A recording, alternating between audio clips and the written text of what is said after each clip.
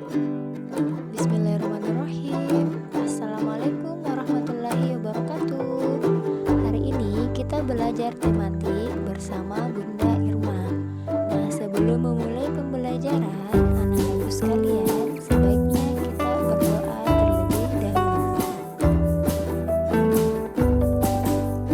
Pada pembelajaran kali ini, kita belajar tema 3C, benda di sekitarku. Subtema 3, perubahan wujud benda. Mata pelajaran yang pertama adalah Bahasa Indonesia, perubahan wujud benda. Mata pelajaran yang kedua adalah SDDP, karya seni dekoratif. Mata pelajaran yang dibahas pertama adalah Bahasa Indonesia, perubahan wujud benda. Perhatikan gambar berikut. Yusuf sedang makan malam bersama keluarga. Mereka menikmati makanan sambil minum es sirup.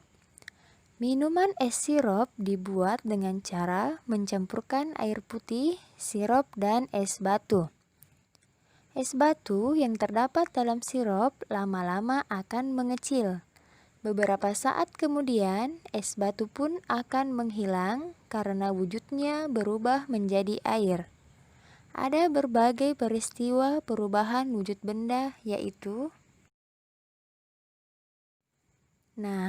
berikut peristiwa perubahan wujud benda adalah: yang pertama, mencair; yang kedua, membeku; yang ketiga, menguap; yang keempat, mengembun; dan yang kelima adalah menyublim. Perubahan wujud benda yang pertama adalah mencair. Benda dapat berubah wujud karena pendinginan dan pemanasan. Es batu yang didiamkan di udara terbuka akan berubah menjadi cair. Kita dapat menyimpulkan bahwa perubahan wujud benda dari padat menjadi cair disebut mencair. Berikut contoh peristiwa mencair. Yang pertama, coklat yang dipanaskan akan mencair. Yang kedua, es batu yang didiamkan di ruang terbuka lama-kelamaan akan mencair. Yang ketiga, mentega yang dipanaskan. Yang keempat, lilin yang dipanaskan akan mencair. Dan yang kelima, logam yang dipanaskan. Perubahan wujud benda yang kedua adalah membeku. Es batu terbuat dari air. Air dapat berubah wujud menjadi es batu jika didinginkan. Kita dapat menyimpulkan bahwa perubahan wujud air atau benda cair menjadi es batu atau benda padat disebut dengan membeku. Berikut contoh peristiwa membeku. Yang pertama, air yang dimasukkan ke dalam freezer akan berubah menjadi es batu. Yang kedua, pembuatan gula Jawa. Dan yang ketiga, pembuatan agar-agar. Perubahan wujud benda yang ketiga adalah menguap. Ketika menjemur pakaian, air yang terdapat dalam baju akhirnya hilang karena lama-kelamaan akan menguap karena pemanasan. Kita dapat menyimpulkan bahwa menguap merupakan perubahan wujud benda cair menjadi gas atau uap air. Berikut contoh peristiwa menguap. Yang pertama, baju basah yang dijemur akan kering. Yang kedua, bensin yang dibiarkan terbuka lama-kelamaan akan habis.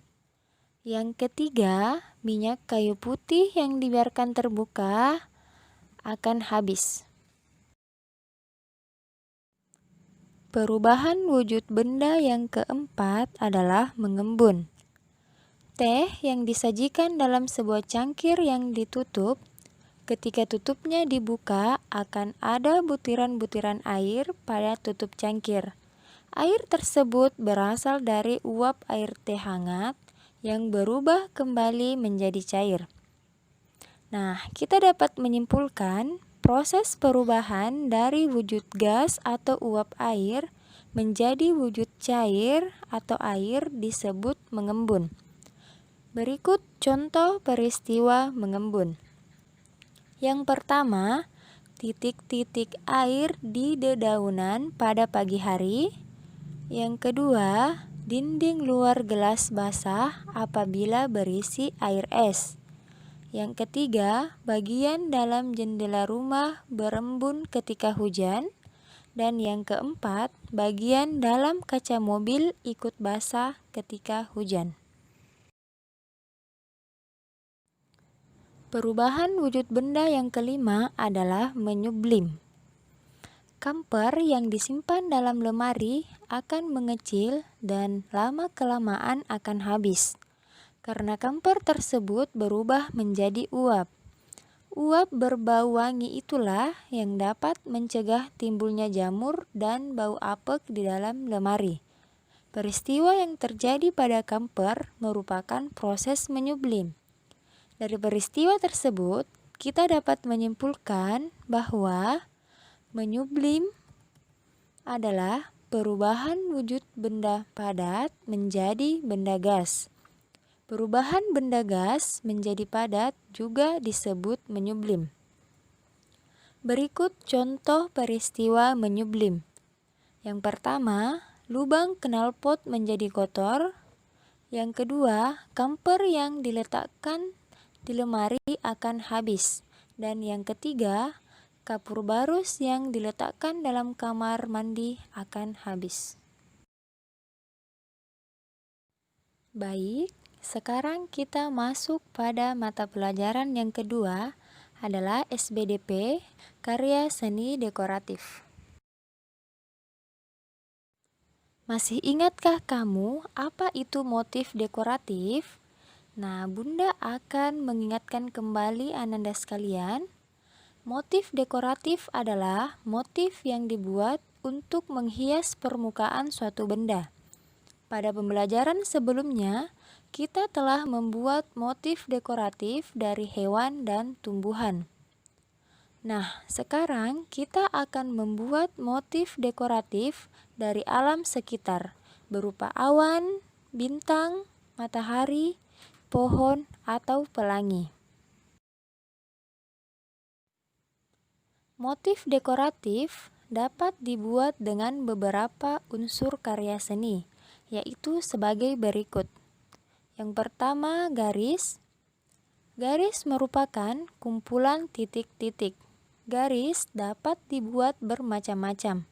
Contohnya, ada garis mendatar, garis tegak, garis miring, garis lengkung, garis bersilangan, garis sejajar, garis zigzag, garis spiral, garis gelombang, garis lurus, garis putus-putus, dan garis patah-patah. Yang kedua, bentuk. Bentuk meliputi persegi, lingkaran, segitiga, kubus, balok, dan lain-lain.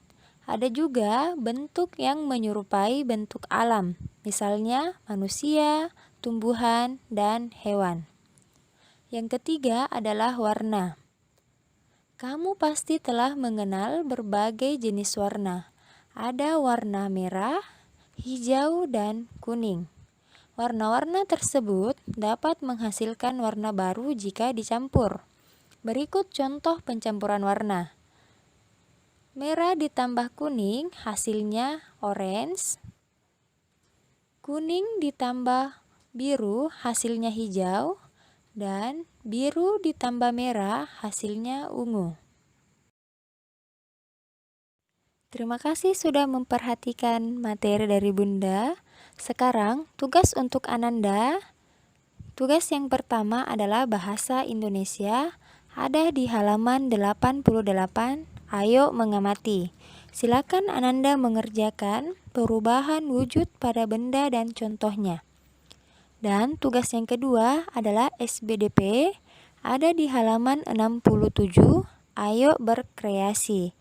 Silakan Ananda meneruskan garis-garis yang ada dalam kotak dan akan membentuk karya dekoratif sesuai dengan kreativitas Ananda. Baik, terima kasih Ananda sekalian sudah mengikuti pembelajaran Bunda hari ini.